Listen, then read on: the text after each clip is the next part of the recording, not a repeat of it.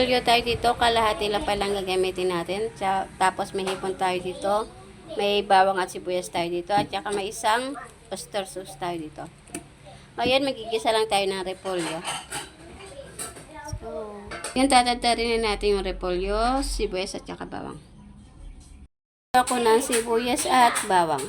Then, nahiwa ko na din yung repolyo. Nalinis ko na rin pala yung hipon natin dyan. Ngayon, magluluto na tayo. Yan, maglalagay na tayo ng mantika. Konti lang. Maglalagay na, ayan, igisa na natin yung ating bawang. Sasabay na rin natin yung ating sibuyas. Yan, ilalagay na pala natin yung ating hipon. Ito na rin natin. I-mix natin. Ilalagay na natin yung ating repolyo.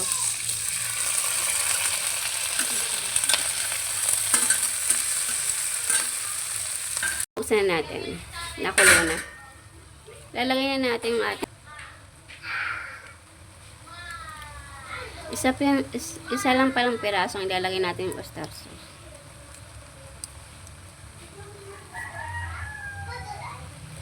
Nilalagyan din natin siya ng konting paminta.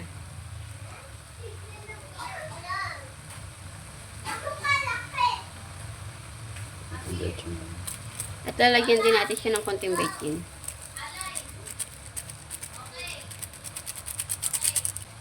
Nilalagyan din natin siya ng konting asin.